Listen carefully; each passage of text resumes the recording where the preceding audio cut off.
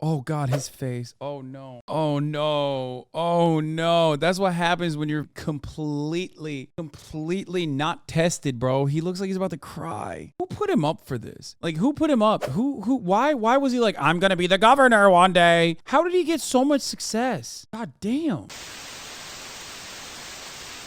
All right, everybody. Exclusive NBC News exclusive. Ron DeSantis rejects Trump's 2020 election claims and says, of course he lost. This is going to do numbers for him. I know this is going to do numbers for him, dude. It's just, finally, he's coming back. Let's go. Can we just put this to bed so you don't have to be asked about this a million more times? Yes or no, did Donald Trump lose the 2020 election? Whoever puts their hand on the Bible on January 20th every 4 years is the winner. And I don't think the election, and I've pointed out in that same quote, and I've said this from the very beginning, when they changed the rules for COVID, I think that was wrong. I think some of those changes were unconstitutional. When they do mass mail ballots, I think that's wrong. I think ballot harvesting is wrong. I think the Zuckerbucks were wrong. I think the fact that the FBI was working with Facebook and these other tech companies to censor the Hunter Biden story was wrong. And so I don't think it was the perfect election. I remember after a lot of the media was saying this is the most secure election in history. How could it be the most secure with those millions of mail ballots going out? At the same time, at the time after the election, it's so funny. He's saying mail ballots are wrong as he's the governor of Florida, okay? What are you saying? You have only been able to win an election ever, a gubernatorial election, as a consequence of mail ballots. What the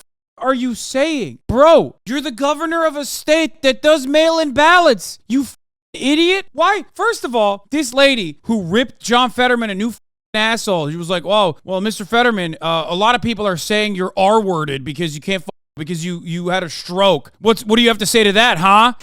This is the first time you've sat down with a journalist in person. You have closed captioning technology to help with those auditory processing issues. Will this impact how you do your job if elected? For example, will you need potentially accommodations like this on the Senate floor? Why would that impact his job performance, dude? Why? Why would that impact his? That's just straight ableism. I don't think it's going to have an impact. I feel like I'm going to get better and better every day. And by January, I'm going to be, much better. And Dr. Oz is still going to be a fraud, but... That's an insane question to ask. That question inherently is an ableist question. Needing hearing aids on the Senate floor is not going to render... It's quite literally the exact same thing as like going up to like Greg Abbott or Tammy Duckworth and being like, is it going to impact your performance that you need walking aids? Okay? That's a ridiculous question. I despise Greg Abbott, but that's a psychotic question to ask. It literally doesn't matter. What's it like now for you? Is there some frustration in having to face this, every day? It's not frustration. It's just a challenge, actually. Sir, what do you have to say to the fact that we see your knees and ankles quite regularly and you dress up awfully? Sir, what do you have to say for that? Many people are saying you wear Carhartt a lot, and we find that to be distasteful, particularly. You had a hard time getting a word out, right? How does that feel for someone who, as a politician, a lot of what you do is talk to constituents, talk to your colleagues, right? What's that experience like of just not quite being able to get the words out in the way that you want them to? 4 minutes, the first 4 minutes of this entire interview has revolved around how disabled John Fetterman is. I'm losing my mind. What is this, the whole interview? This is insanity, bro. This is actually insane. Like, she was basically just like ripping into him in like ways that even I would consider ableist, okay? Where is that smoke? Where is that fire now? Just cut this argument in half by turning around and being like, okay, you're the governor of Florida. You mean you hate mail-in ballot? How did you... Dude, you probably casted your own ballot by mail unless you were literally going in for a photo op. What are you talking about? Okay, but respectfully, you did not clearly answer that question. And if you can't give a yes or no on whether or not Trump lost, then how can... Of course he lost. Trump lost the 2020 election. Of course. Okay. Joe Biden's the president. I don't think it was a good run election, but I also think Republicans didn't fight back. You've got to fight back when that is happening. It's such a bad answer. here. He keeps trying to hit Donald Trump on like the dumbest issues. Like, okay, when you say that like Donald Trump actually did a lot of things against his followers' interests, like you're missing the point. He said he was going to lock Hillary Clinton up. He didn't. He said he was going to build a wall. He didn't. Okay. He said he was going to do a lot of shit, but he didn't. It doesn't matter. You're missing why they love him. They love him because he gets liberals mad. You are too much of a clown to get liberals actually mad. When you were doing a lot of shit that gets liberals mad, you went way too far. The only reason why you have any kind of clout in the Republican Party is because you copied Donald Trump. He's trying to have it both ways, where on the one side, he's trying to be like, I'm the reasonable one. I don't have the baggage. But also, the only reason why anybody knows of him or cares about him is because he's Donald Trump's carbon copy. You were a rising star in the GOP. You were neck and neck with Donald Trump, widely considered the obvious and... By the way, Ron DeSantis famously never does contentious interviews. That's how you know she's like such a shark. She ripped Fetterman an asshole, a new asshole. And suspiciously, the first time Ron DeSantis is giving an exclusive interview, it's to NBC. And like, I doubt that she actually did anything that was contentious. Potentially the only viable primary challenger to the former president. Then you jumped in the race and the story kind of changed. Trump has gained ground. You've lost ground. Donors are starting to look elsewhere. Challengers for the Trump alternative mantle are feeling emboldened. What happened? Well, that's a narrative. I don't think that's an accurate narrative. I mean, at the end of the day, we're here on the ground building the type of organization that you need in Iowa. We're doing the same thing in New Hampshire, and we are getting people every single day to sign up. Look, at the end of the day, in these early states, they want to see you. They know that I'm governor of Florida. They know we've done good things. People have positive view. Republican voters have positive views, but they want to know why you to be the next president of the United States. And so as we deliver that message, we get a good response. This stuff is something you got to work at. Some of these polls, I've never put stock in them, but at that time I was saying that stuff was a lot of a mirage, basically who was in the news at the time. Now we're getting down to nitty gritty, and we're going to be here and we are going to outwork everybody. It's narrative, but narrative sometimes either reflects or sometimes even becomes reality, right? I mean, look, you've got even a Fox News commentator recently saying, quote, you're going to fade out and wither and die on the vine. Your biggest donor is now saying that he may hold his cash back unless you attract new major donors and adopt a more moderate approach.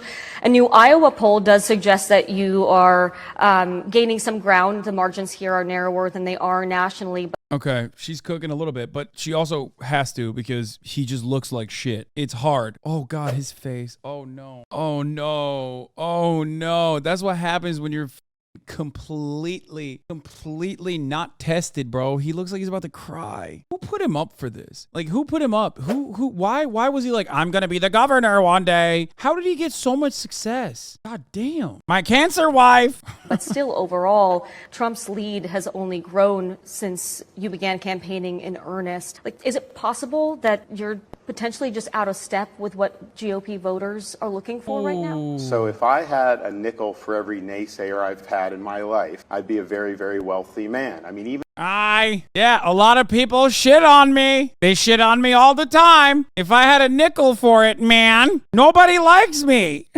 To the point about the engagement with voters, I mean, I have seen a difference, at the outset of your campaign, it was a lot of big stages, some distance between you and the voters. Now you're in the pizza ranches, you're in these diners, and you're really having some intimate conversations. And no, he's I am not. curious. I mean, as you...